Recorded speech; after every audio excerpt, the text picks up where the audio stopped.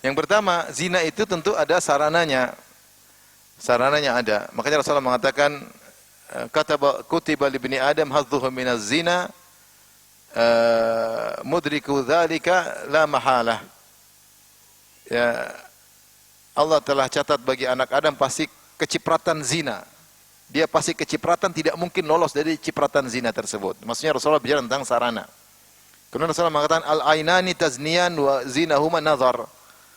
Mata berzina dan berzina dengan memandang. Itu memandang yang menimbulkan syahwat, memandang aurat lawan jenis yang tidak halal.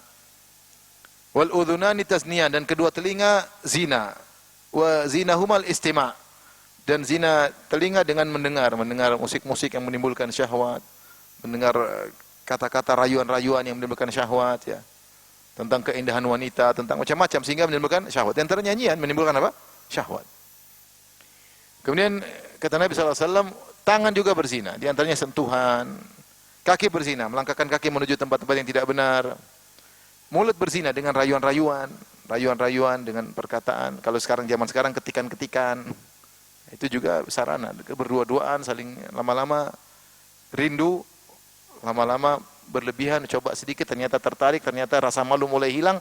Akhirnya masuk dalam zina. Semuanya pelan-pelan. Kemudian kata Nabi, wal farju yusaddiqu dzalik au yukadzibu. Nanti terakhirnya kemaluan. Kalau dia jadi terjadi zina, kalau dia tidak jadi maka tidak jadi apa? Zina. Tapi ini semua zina-zina kecil sebelumnya. Maka orang bilang, bagaimana cara kita menghindarkan anak-anak kita dari zina? Pertama, kita berusaha menghindarkan dengan sebab-sebab zina tersebut. Yang kedua, kita jadi preventif. Yang kedua, kita berusaha menikahkan mereka segera. Menikahkan mereka segera. Karena zaman sekarang gejolak syahwat luar biasa. Anak-anak nonton film Korea, nonton film, Masya Allah. Jangankan anak-anak, mama-mamanya juga nonton Korea. Ngeri. Bahkan saya kemarin diceritain kawan, dia bilang, Ustaz, film Korea itu ngeri. Kenapa?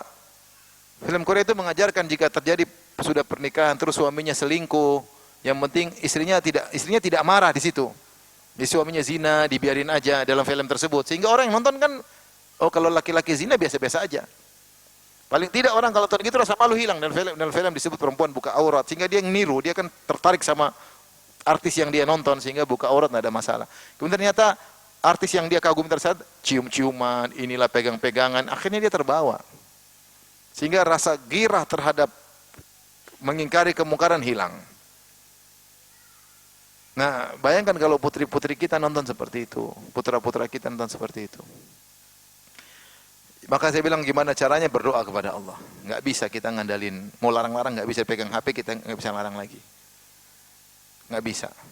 Dia baik-baik dikirimi macam-macam sama temennya, nonton, dia ngeri.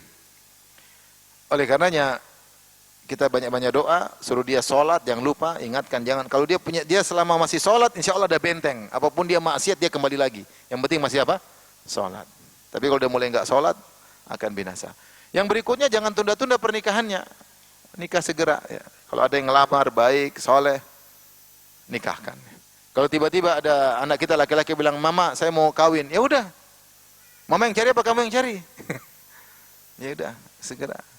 Jadi bilang kamu jangan. Akhirnya dia syahwat. Kita bilang mama dulu nikah umur 25, 30, zaman dulu. Itu zaman baheula. Sekarang Gen Z beda. Umur 18 sudah mau kawin. Zaman sekarang gejolak syahwat di mana-mana. Kayaknya berdoa, kalau anak mau nikah segera, jangan tunda-tunda.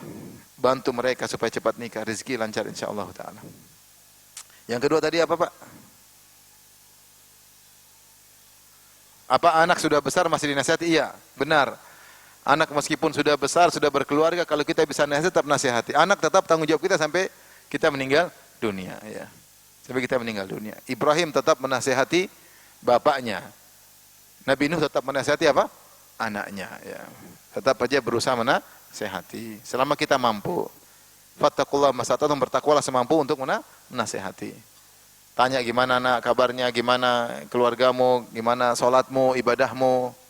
Kamu kalau berkeluarga harus rajin ibadah, kalau enggak kamu enggak akan bahagia. Yang bisa menjaga cinta suamimu kepadamu kalau kau beribadah, kalau enggak selesai. sering sholat malam, ya, dan seterusnya. Karena yang hati di tangan Allah Subhanahu wa taala.